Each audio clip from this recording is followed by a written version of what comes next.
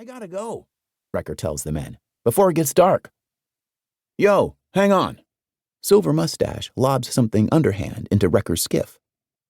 It's a half-empty beer can with a wad of cash folded into the pop tab opening. Is this a trap? Wrecker thinks. The tow rope comes flying again. This time, Wrecker catches it and ties it to a steel eye on his transom. Silver Mustache knots the other end to the bow of the no-name Go Fast. Wrecker shifts the Evinrude into gear and guns it. Nothing happens but noise, smoke, and churning bubbles.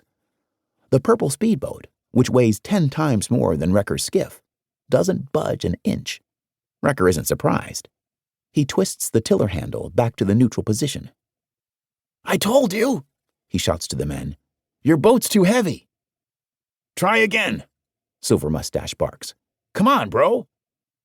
Wrecker shakes his head. I don't want to blow up my motor.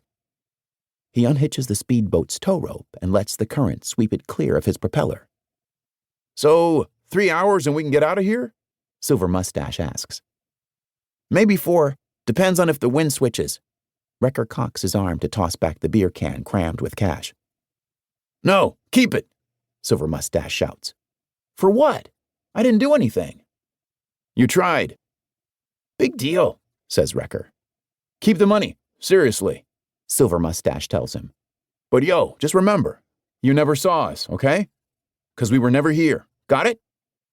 Wrecker nods uneasily. One of the other guys on the speedboat says something to Silver Mustache, who scowls and tells him to shut the bleep up. Wrecker is pretty good at reading lips.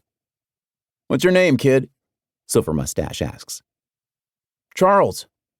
Charles what? Good luck with the tide. Wrecker twists the throttle out of neutral and aims his skiff across the channel toward Key West. The ride back isn't rough, though the sun is down by the time he reaches the dock. Fortunately, there's a light bulb that stays on all night over the fish table. Wrecker quickly sharpens his knife and starts cleaning his catch, tossing the heads, bones, and guts in the water, where the jacks and baby tarpon are waiting. A stray cat watches the feeding frenzy from on top of a wooden piling. Afterward, Wrecker seals the fillets in sandwich bags and rinses down his fishing rods with fresh water. Before getting on his bike, he pulls the soggy cash out of the beer can and counts it. Then, just to be sure, he counts it again. What the bleep? He thinks. He'd lied to the men about his name. It's not Charles. He's not sure where he came up with that one. Charles Barkley? Charles Darwin? His real name is Valdez Jones. Actually, Valdez Jones VIII. He calls himself Wrecker because his great-great-great-great-great-grandfather salvaged shipwrecks for a living. So did his great-great-great-great-grandfather and his great-great-great-grandfather. Unluckily, his great-great-grandfather was born too late for the wrecking trade. By then, there were lighthouses along the reefs and the ships were powered by steam, no longer at the mercy of the wind, so he smuggled rum and pineapples from Havana to Key West on motor yachts. The bootlegger's only son, Wrecker's great-grandfather, owned a headboat called the Maiden of Matacumbi, which took platoons of sun-seeking northerners fishing for groupers and amberjacks on the reefs. The fishing captain's only son, Wrecker's grandfather, grew up in Key West but was prone to seasickness and seldom ventured out on the water. Instead, he drove tourists around town on the conch train and chain-smoked himself to death at age 52. And his only son, who was Wrecker's dad, played guitar, sang in the bars on Duval Street, and told anyone who'd listen that he was destined to become the next Jimmy Buffett.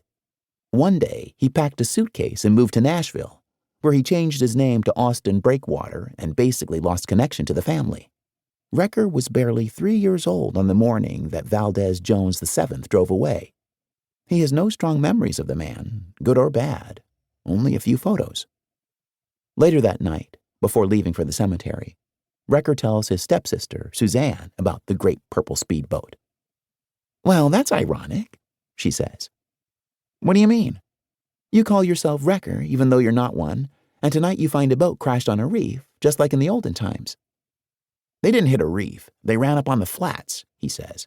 And the only reason I'm not a wrecker is because that job doesn't exist anymore. Suzanne rolls her eyes.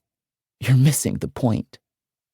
Wrecker inserts a pair of new batteries into his flashlight, which is small enough.